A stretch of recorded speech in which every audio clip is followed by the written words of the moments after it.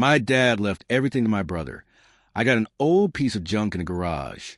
I always knew I was the afterthought in my family. Not that anyone ever said it outright, but actions speak louder than words.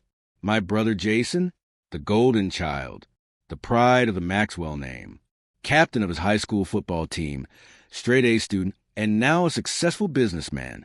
And me? Well, let's just say that if someone at Maxwell's Diner ever mentioned my name, it was usually followed by, at least he's not making the front page for the wrong reasons. I stopped expecting fairness a long time ago. I remember Jason getting a brand new Dodge Challenger for his 18th birthday. Mom cried when Dad handed him the keys, like she was watching him graduate from West Point or something. Me?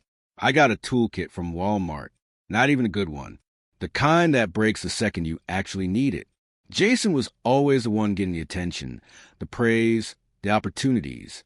When I got an A on a tough test, Mom barely acknowledged it.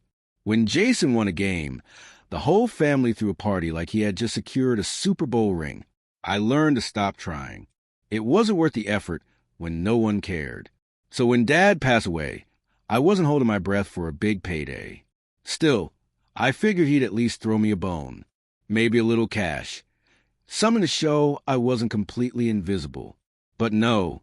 At the reading of the will, Jason got everything, the house, the restaurant, all the savings, the whole empire. And me? I got a shack. No, really, a literal shack. A rotting old storage shed on the far side of town. And inside, a rusted-out car that looked like it hadn't moved since Reagan was president. It wasn't even like Dad had been struggling financially. There was plenty to go around. But apparently, he figured I wasn't worth the investment. Mom barely even looked at me when the lawyer handed me the deed. Well, at least you finally got a project, she muttered, stirring the ice in her Diet Coke like this whole thing was just another Tuesday. Maybe you'll learn how to do something useful.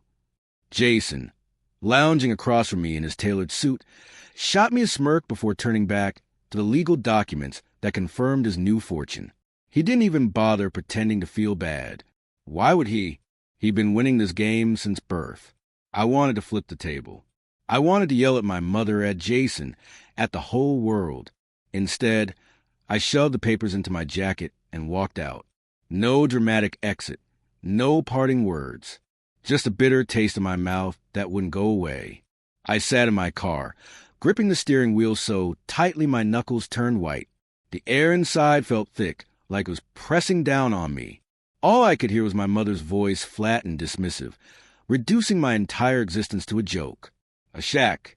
A worthless piece of land and some forgotten junk inside. That's all I was worth to them. The unfairness of it all burned through me. I had worked my tail off, struggled through school, paid my way through college while Jason had everything handed to him on a silver platter. And now, even in death, Dad had made it crystal clear who mattered and who didn't. It wasn't just about the money. It was about what it meant. I had spent my whole life hoping, stupidly, that one day they'd see me, that maybe, just maybe, I'd prove I was worth something. But this was the final nail in the coffin. I wasn't just angry. I was drowning in it. I squeezed my eyes shut, willing to wave it all to lift, but it stayed. Heavy, suffocating. A reminder that I had always been an afterthought in my own family. What the heck was I supposed to do now? Driving up to the shack felt like heading straight into a bad decision. The place looked worse than I remembered from the single photo attached to the paperwork. The wooden walls sagged like an old drunk at last call, and the roof seemed to be held together by sheer stubbornness. If there was anything of value inside, it was doing a damn good job of hiding. I killed the engine and just sat there for a second, staring at my grand inheritance. Tommy pulled up next to me, rolling down his window with a grin. "Dude," he said, shaking his head, "this looks like the place horror movies start. You got a chainsaw guy living inside? Or is this where your dad kept a secret second family?" I sighed and stepped out, kicking at the overgrown weeds choking the driveway. I have no idea, man. But if there's a secret stash of money in there, drinks are on me for the next year. Tommy laughed, slamming his truck door. "Yeah, right. More likely, we're about to find a raccoon den or some guy squatting in there. Or both." I pulled the key out of my pocket and approached the door. The padlock was rusted, but the key still fit. With a loud snap, it popped open, and I swung the door wide. The smell hit us first, a mix of old gasoline, rotting wood, and mildew thick enough to slap you in the face. Dust swirled in the afternoon light, revealing a clutter of forgotten junk. Rusted toolboxes, empty oil cans, a busted-up workbench, and piles of old newspapers. But right in the center, under decades of dust and grime, sat a car. Calling it a car might have been generous. It looked more like something that had been dragged out of the ocean and left to dry. The hood was covered in rust patches. The once shiny paint was long gone, and the tires had long since given up on holding air. One headlight was missing. The windshield had a crack running across it, and a family of spiders had moved into the side mirrors. Tommy stepped closer, whistling. Man, that thing has seen better days. Probably back when people still smoked on airplanes, and gas was $1 a gallon. I wiped a hand across the hood, sending up a fresh cloud of dust. Dad really left me a pile of scrap metal, huh? Tommy smirked. Congratulations, buddy. You're now the proud owner of some very expensive rust. I sighed, trying to figure out what the heck I was supposed to do with it. Maybe sell it for scrap? Maybe set it on fire and pretend this never happened? But then Tommy ran a hand along the roof, stopping at something near the door. His eyes widened. No way, he muttered. Dude, look at this. I turned, following his gaze. Under the grime, barely visible, was a distinct shape of a gull-wing door. My stomach dropped. My hands suddenly felt clammy. No. Freaking. Way. Tommy grinned like he just won the lottery. Bro, you might want to sit down. This isn't just a rust bucket. This is a Mercedes-Benz 300 SL, one of the rarest classic cars in the world. I stared at him, then back at the car. My supposed joke on inheritance had just turned into something else entirely. Maybe, just maybe, Dad hadn't completely screwed me over after all. My fingers traced the thick layer of dust on the hood, revealing a faint glimpse of a metallic emblem underneath. I wiped harder, my sleeve turning black with grime. Then I saw it, the unmistakable three-pointed star. My breath caught in my throat. Tommy leaned in, squinting. No way, he muttered. He whipped out his phone, fingers flying across the screen. A second later, he sucked in a sharp breath. Dude, that wasn't just a Mercedes. That was a 300 SL Gullwing. 1955, they made like less than 1,500 of these. One of the most valuable classic cars in the world. We were talking millions. My brain short-circuited for a second. Millions? He had to be joking. That thing looked like it had been left for dead in a junkyard, not parked in some collector's showroom. I let out a slow breath, trying to process it. My dad left me that, and just let it rot in a shack? Tommy's phone buzzed again. Bro, check this out. Elvis had one.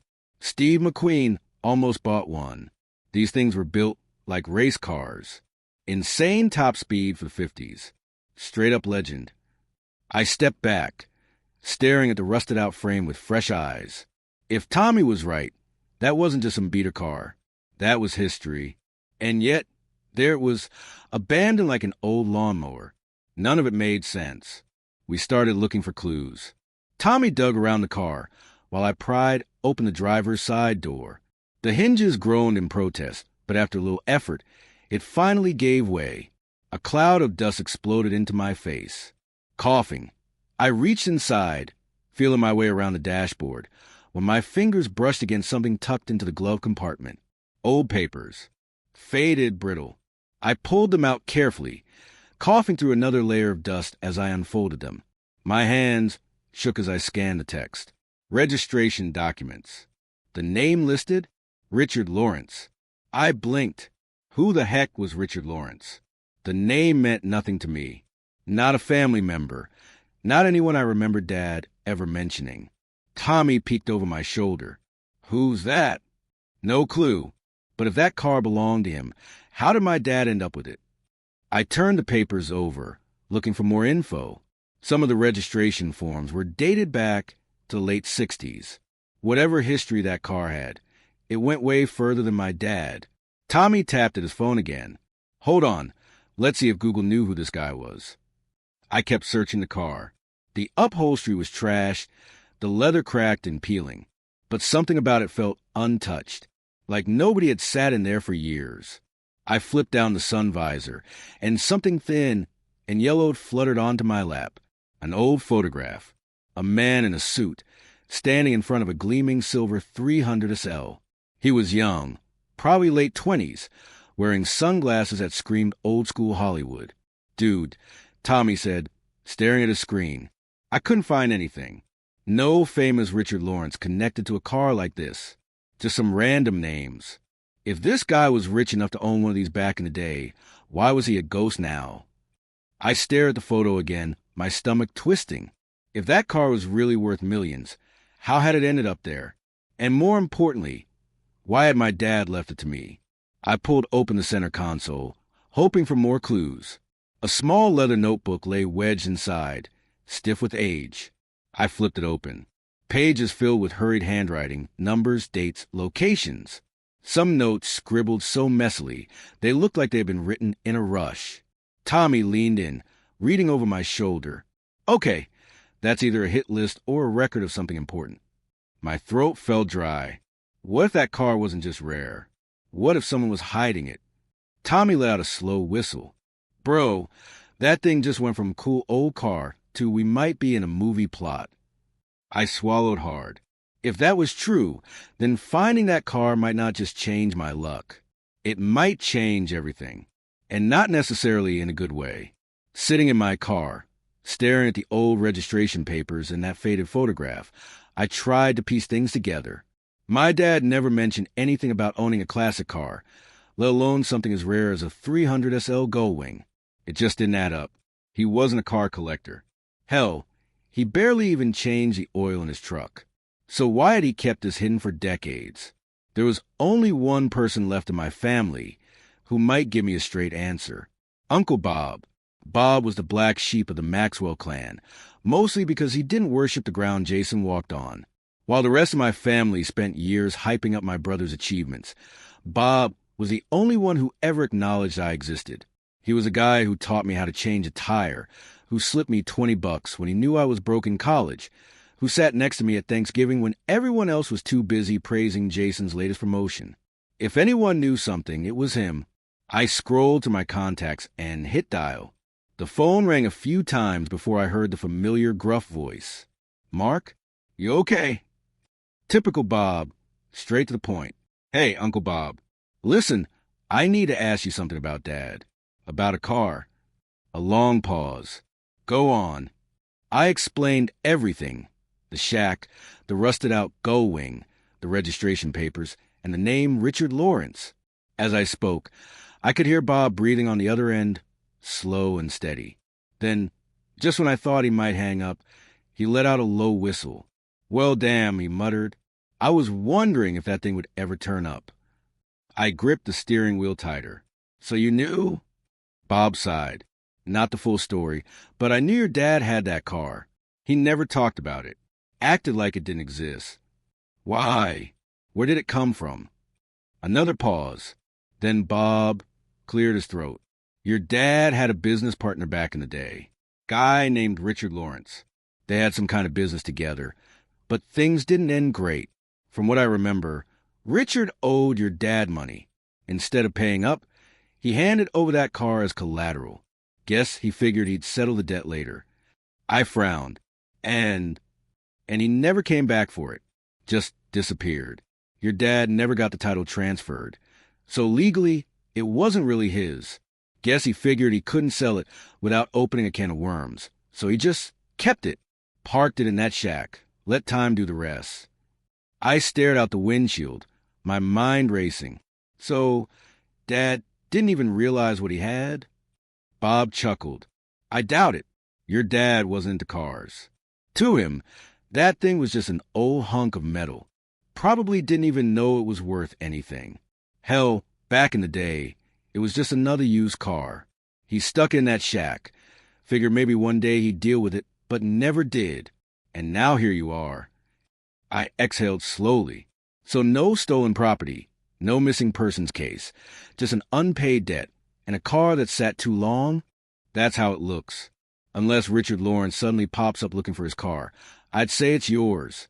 Though if I were you, I'd check if that thing is worth what you think it is before you start celebrating. Might need a miracle to get it running. I glanced back at the shack, the dusty old car still sitting there like a relic of a deal gone wrong. Dad never saw the value in it. But I did. For the first time since this whole mess started, I felt like I had something. Something that wasn't just another reminder that Jason got everything. Now I just had to figure out what to do with it. Getting the car out of the shack was like dragging a dinosaur out of a tar pit. The tires were shot, the axles barely budged, and every time we moved it, a new layer of rust flaked off like it was shedding its past. Tommy and I spent half a day just clearing out the junk around it before we could even hook it up to the trailer. By the time we finally got it loaded, I was drenched in sweat, covered in grime, and questioning every life choice that had led me to this moment. But when I pulled up to Uncle Chuck's shop, all of that disappeared. Chuck had been running his garage since before seat belts were mandatory. The guy had more stories than a history book, and if it had an engine, he knew how to fix it. His shop was one of those places that smelled like gasoline, old tires, and coffee that had been sitting on the burner for way too long. A radio in the back played some rock station, probably the same one Chuck had been listening to for 40 years.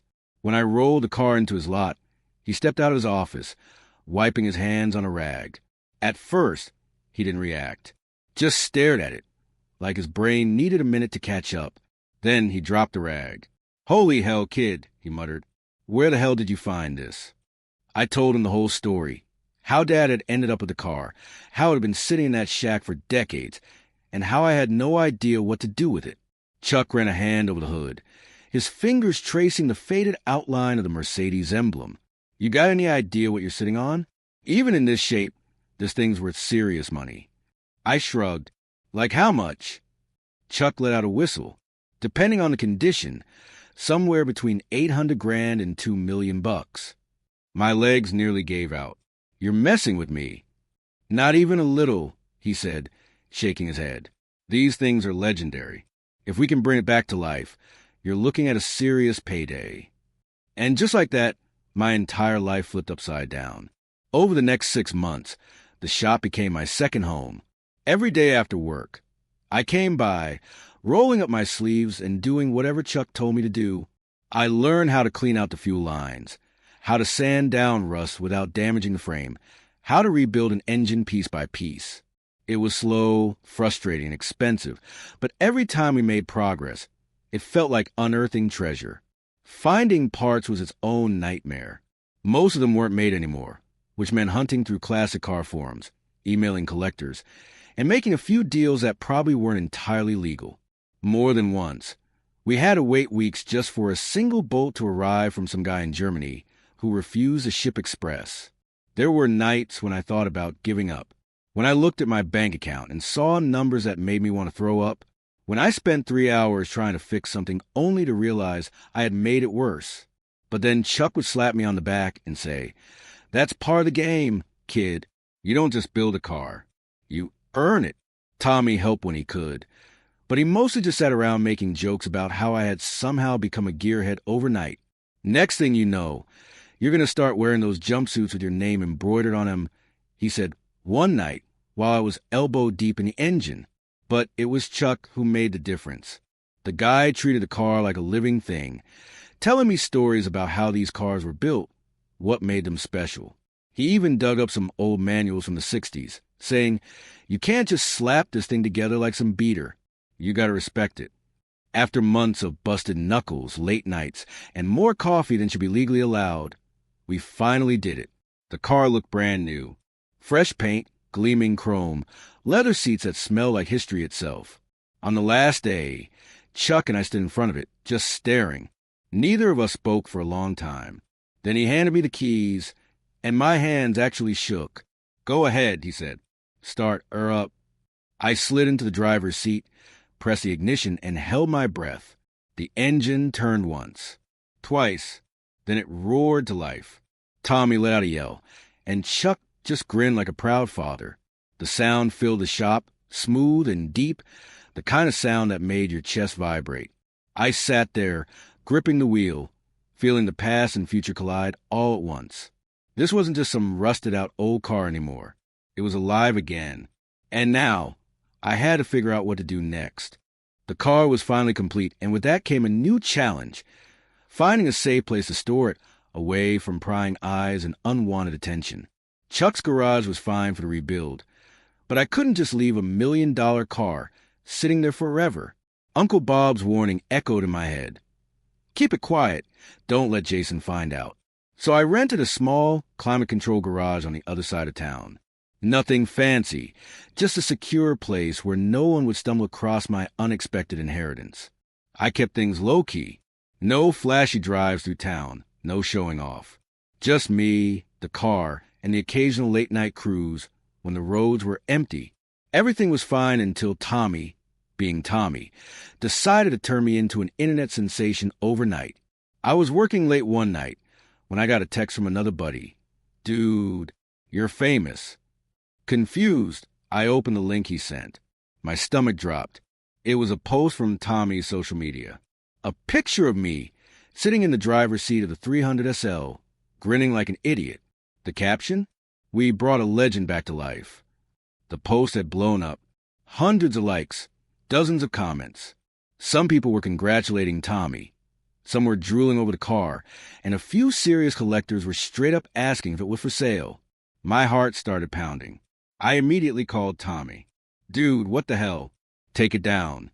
He picked up on the second ring, laughing. Relax, man. It's just a post. Who cares? I care. You have no idea what you just did. He must have heard the panic in my voice because his laughter faded. All right, I'll delete it. But it was too late because Jason saw it. The next morning, I woke up to a text from my brother. We need to talk. Now. That was never a good sign. By the time I pulled into my driveway, Jason was already waiting for me, leaning against his brand new BMW with his arms crossed. The second I stepped out of my truck, he marched over. When were you going to tell me about the car? I shut the door, taking a slow breath, because it's none of your business. Jason let out a humorless laugh. None of my, are you serious? That was Dad's car. That's a family relic. And you were just going to keep it hidden? I narrowed my eyes. Funny how you suddenly care about Dad's family relic, now that it's worth a fortune. Didn't hear you mention it once when we were sitting in that lawyer's office. His jaw tightened. Mom saw the post, too. She says Dad would have wanted us to keep it in the family. I crossed my arms. By us, you mean you? No, he shot back. I mean both of us. We split it 50-50ths. I almost laughed. 50-50? Jason hadn't lifted a damn finger for this car. He never touched a wrench, never paid for a single part. But now, because it was worth something, he wanted a piece of it? That's not how this works, I said, shaking my head. This was left to me, not you. Jason's expression darkened. You're being selfish. It's not just about money. It's about preserving Dad's legacy. Since when do you care about preserving anything other than your bank account? I shot back. He scoffed, shaking his head. You really think you deserve this? You? The screw-up? You couldn't even get into a real college. Dad probably gave you that junker because he felt bad for you. I clenched my fists. Get out, Jason. I'm not going anywhere, he said. Not until we figure this out. At that moment, Mom's car pulled up. Great. Just what I needed. She got out, already frowning. Mark, why didn't you tell us about the car? I exhaled sharply. Because the second I did, this exact conversation was going to happen.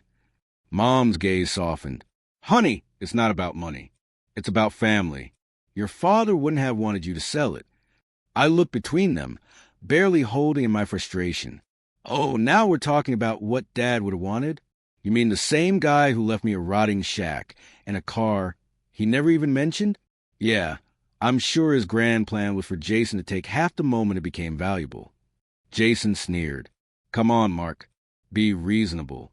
We're family. I met his gaze. Then act like it.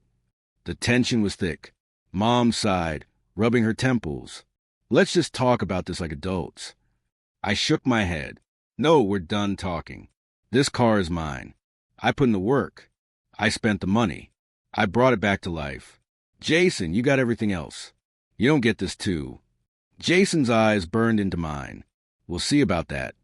And just like that, I knew this wasn't over. The argument with Jason left a bitter taste in my mouth.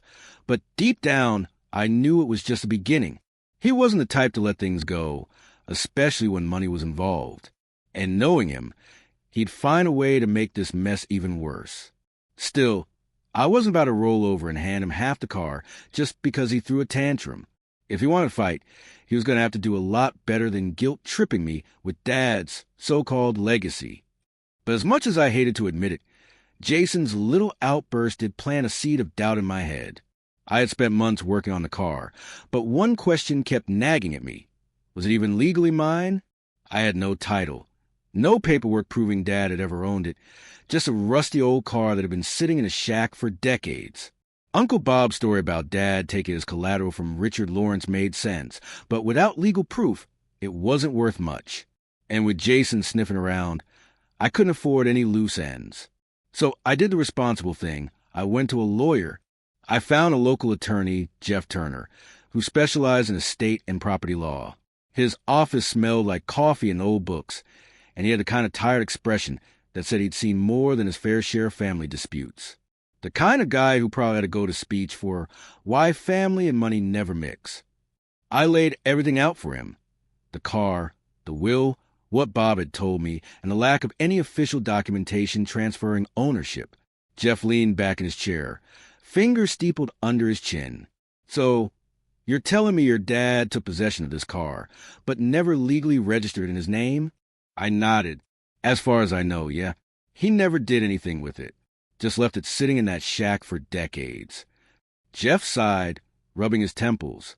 That's a problem. My stomach dropped. How big of a problem? He exhaled through his nose. Technically, that car is still registered under Richard Lawrence. And if he had heirs, they might have a legal claim to it. I felt my heart rate spike. So you're saying if his family finds out they could take the car? Jeff gave me a sympathetic look. If they push for it, yeah. I sat back, running a hand through my hair. Just when I thought I had something that was finally mine, it turned out I might not own it at all. Jeff flipped through a few legal databases on his laptop. Let's see if Lawrence ever had any living heirs. Ah, here we go. Richard Lawrence passed away over 20 years ago, but he had a son, Stephen Lawrence, still alive as far as I can tell. Fantastic. I clenched my jaw. What do I do? Jeff shrugged. Best case? The guy doesn't care. Maybe he doesn't even know about the car. Worst case? He finds out and sues you for it. I leaned forward. Is there any way I can claim it legally? Something about abandonment or statute of limitations. Jeff hesitated. There are arguments for it, but it depends on the state laws and how aggressive Lawrence's son wants to be. If he finds out and fights for it, you could end up in a legal battle that'll cost more than the car is worth. I let out a slow breath. So my options are hope he never finds out or prepare for a legal war? Jeff nodded. Pretty much. There's also the matter of how you restored it. You put money into it, right? If he does come forward, you could potentially argue compensation for improvements, but that's messy too. I walked out of that office, feeling like someone had sucker punched me. Jason was already gunning for the car, and now I had to worry about some long-lost son of Richard Lawrence showing up to claim his dad's old ride. Tommy was waiting for me outside the lawyer's office, leaning against my truck like he had all the time in the world. He took one look at my face and whistled. That bad, huh? I climbed into the driver's seat, gripping the wheel. Worse. Turns out, the car isn't technically mine. Tommy's eyes widened. Oh, man. So what? Some random dude gets to walk in and take it? After all that work? Pretty much. If he finds out and decides he wants it, I'm screwed. Tommy exhaled, shaking his head. Dude, that's brutal. You finally get something for yourself, and now there's a chance you might lose it? I nodded, staring straight ahead. Yep, and if Jason finds out about this, he's going to use it against me. Guaranteed. For the first time in a long while, Tommy didn't have a joke. He just nodded. So, what's the plan? I tightened my grip on the steering wheel. I don't know, but I need to figure it out before someone else does. Because if Stephen Lawrence decided to make a move, I could lose everything. For a few days, I kept turning the lawyer's words over my head, trying to figure out what to do. As much as I wanted to believe that no one would come after the car, I knew I couldn't just sit back and hope for the best. If there was even a chance that Stephen Lawrence wanted it, I needed to face it head on. I did some digging and found an old address for him in another city a few hours away. It wasn't much, but it was enough to go on. Tommy thought I was crazy. Dude, why are you hunting this guy down? You could just lay low and pretend you never looked. I shook my head. I need to do this right. If I'm going to keep this car, I need to know I'm not screwing someone over. So, early the next morning, I got in my truck and made the drive. The whole way there, my mind raced with scenarios. What if he was furious? What if he demanded the car back? What if I had just set myself up to lose everything? When I finally pulled up to the address, it was a modest suburban home, the kind with a perfectly mowed lawn and a couple of bikes tossed in the front yard. I wasn't sure what I expected. Maybe a mansion, maybe some bitter guy ready to take me to court, but this felt normal. The house had that classic American middle-class charm, with a flag hanging by the porch and a mailbox that had definitely been hit by a baseball bat a few times. I knocked on the door, and after a minute, a man in his late 40s answered. He looked at me like most people look at unexpected visitors. Curious, but skeptical. Stephen Lawrence? I asked, feeling my pulse in my ears. Yeah. My name's Mark Maxwell. I need to talk to you about something that belonged to your dad. His expression changed from guarded, confused, but he stepped aside and let me in. The living room was simple. Framed photos, a couple of kids' toys scattered near the couch, and the smell of fresh coffee in the air. A dog, an old golden retriever, trotted up to sniff me, then immediately lost interest. I took a deep breath and laid everything out. The car, what my uncle told me, how my dad ended up with it. I expected him to be angry or at least suspicious. Instead, he listened quietly, nodding occasionally. When I finished, he sat back, rubbing his chin. I had no idea my dad ever had a car like that. He never mentioned it. That caught me off guard. So, you're not here to take it back? Stephen chuckled. Man, I wouldn't even know what to do with something like that. My dad was a straight shooter. If he left that car with your dad and never came back for it, I bet he meant for it to stay that way. If he owed your father money or considered a fair trade, then that's between them. I sat there, stunned. After all the stress, all the fear that I'd be dragged into a legal mess, this guy just let it go? Stephen smiled. Sounds like you put a lot of work into it. Do what you want with it. Man, my dad always said, what's done is done. And it sounds like he made his choice a long time ago. We drove down to the DMV that afternoon, and just like that, the car was legally mine. No strings attached. No looming threats. Just a clean title and the weight that had been crushing me suddenly gone. But if I thought that was the end of my problems, I was dead wrong. A few days later, I stopped by my mom's house to drop off some mail that had mistakenly been sent to my old address. As soon as I pulled into the driveway, I spotted Jason standing there, arms crossed, waiting like he had something important to say. Jason wasted no time. The second I stepped out of the truck, he was on me. So, you got the title now. I let out a slow breath, already exhausted by whatever argument he was about to start. He fell and stepped beside me as I walked toward the front porch. Mom was outside watering her plants when she saw us. She set the hose down and wiped her hands on her jeans, giving me that look, the one that meant I wasn't leaving without a conversation. Mark, we need to talk about what happens next. I pulled the paperwork out of my jacket and held it up for them to see. Nothing happens next. The car is mine. Legally. Jason smirked. So? That doesn't mean you should keep it. Mom sighed, trying to soften her tone. Honey, that car is worth a lot. Do you really think it's fair to keep it all to yourself when it was part of the family? I clenched my jaw. It wasn't part of the family until you found out it was worth something. Jason stepped forward. Come on, Mark. Be reasonable. You could sell it and split it. Everyone wins.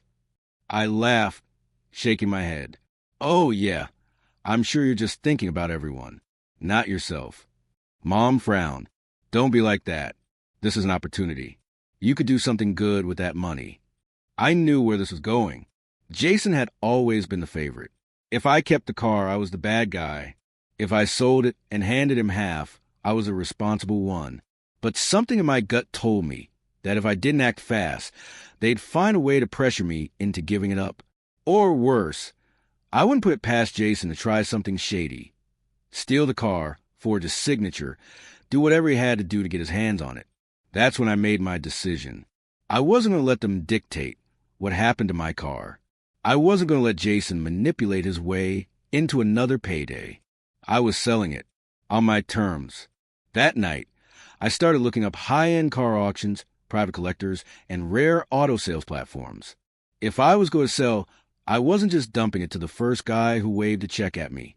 This car had value, and I was going to make sure I got every penny it was worth. And this time, Jason wasn't getting a single cent. The process of selling the car turned out to be more intense than I expected. This wasn't like listing an old beater on Craigslist. Finding a buyer for something as rare as a fully restored 1955 Mercedes 300 SL Gullwing meant dealing with serious collectors, auction houses, and car brokers who talked in numbers that made my head spin. I spent weeks networking, reaching out to classic car auction platforms, and even having a few back and forths with private collectors. Every time I thought I had a solid lead, someone would back out or lowball me. Some even tried to guilt-trip me into selling it for less, like I wasn't aware of what I had. Then came the offer I couldn't ignore. A collector from Los Angeles, some real estate guy who had a thing for rare cars, reached out to one of the private auction sites. He wanted the car. Badly. We negotiated, went through all the inspections, and by the end of it, we shook hands on $3.1 million. $3.1 million. I barely processed it when the wire hit my account. Just like that, I went from a guy with an old car and a garage bill to a multimillionaire overnight. Of course, Jason found out. Because of course he did. He didn't come alone this time. He showed up with a lawyer, some guy in an expensive suit who looked like he charged by the breath. They strolled into the cafe where I was grabbing coffee, and Jason sat down across from me like we were about to go over quarterly earnings. I didn't even get a chance to take a sip before he started talking. We need to discuss the distribution of assets, he said, like we were in some corporate boardroom, instead of a diner with sticky menus and unlimited refills. I raised an eyebrow. What assets? His lawyer cleared his throat and placed a folder on the table. Mr. Maxwell has a legitimate claim to half of the proceeds from the recent sale of the vehicle in question, given that it was part of the family estate. It is only fair that... I laughed, not just a chuckle, an actual, full-bodied laugh that made Jason's face turn the shade of an undercooked steak. Let me stop you right there, I said, leaning back in my chair. The car wasn't part of the family estate. It was left to me. No mention of Jason. No mention of splitting it. Just me. And if you don't believe me, I have the legal title that proves it. Jason's jaw clenched. Dad would have wanted it to be split fairly. I shook my head. Dad didn't even tell anyone the car existed. You only care now because it's worth millions. His lawyer adjusted his tie, clearly realizing this meeting wasn't going the way they'd hoped, if this goes to court. I cut him off. It won't. You have no case. I checked. I made sure of it before I sold the car. You can waste money on legal fees if you want, but you're not getting a dime. Jason's face went from red to pale. Then he slammed his fist on the table, making the waitress at the counter glance our way. You don't deserve that money, he snapped. You just got lucky. I took a slow sip of my coffee, letting his words settle in the air. Maybe, but at least I worked for it. I didn't just sit around waiting for someone else's success to become mine. Jason stood up so fast his chair nearly tipped over. His lawyer hesitated, probably calculating how much billable time he had left before this whole thing imploded. You think you're better than me? Jason sneered. You were always second place. The failure. And now you think this makes you special? It doesn't. You just stumbled into money. I set my cup down.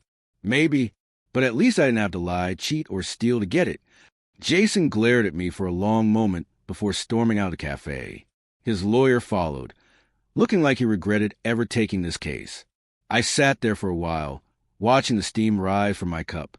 I should have felt triumphant. I won. I had the money. I had the legal rights. But instead of feeling victorious, all I felt was done. Jason wasn't going to stop. That much was clear. And if I wasn't careful, this wasn't just going to be a fight about money. It was about to get personal. After the dust settled, and my bank account showed more zeros than I'd ever seen in my life, I knew exactly what I needed to do first. It wasn't buying a mansion, leasing a ridiculous sports car, or throwing money at stuff I'd never use. No, there was someone who actually deserved a piece of this money. A few days later, I found myself back in that quiet suburban neighborhood, standing on Stephen Lawrence's doorstep. He opened the door, raising an eyebrow when he saw me. "Did something go wrong?" he asked. I shook my head and handed him an envelope. He hesitated before opening it, his eyes widening when he saw the check inside.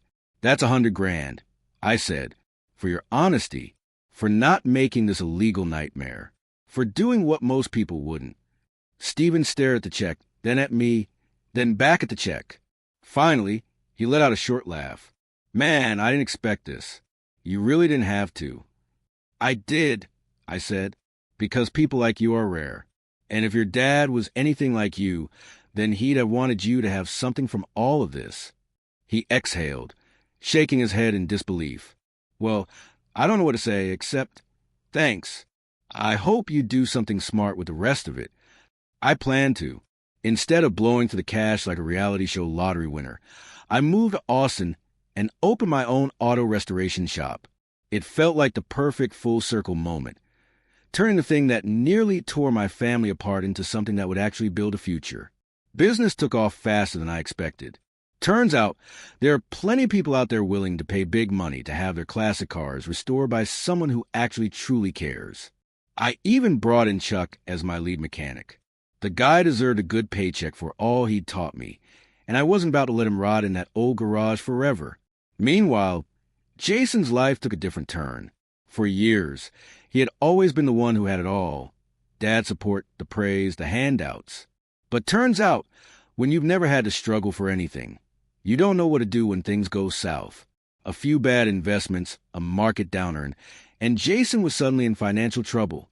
The same guy who used to look down on me for being in second place, brother was now struggling financially. I heard through a family grapevine that he had to sell his house, downgrade his car, and was scraping by trying to make one last big deal work. Then one day, I got a text from him. "Bro, I'm looking for a job. Got anything at your shop?" I stared at the message for a long time. A year ago, I would have fantasized about this moment, about watching Jason squirm, about telling him exactly where to deal with his own mistakes. But now, I just felt nothing. I didn't even bother replying. One night, after closing up the shop, I was killing time online, scrolling through auction sites just for fun. And then I saw it. My car, the same 300-cell Gullwing I had poured my time and effort into. The same car that had changed my life. The collector who bought it from me was now flipping it at a high-end auction. Starting bid for $1 million. I stared at the screen for a long moment. A year ago, that would have driven me crazy. The idea that I had lost $1 million by selling too soon. That I could have squeezed out even more. But now, I closed the tab. It didn't matter. Because for the first time in my life, I wasn't chasing after what I didn't have. I had already won.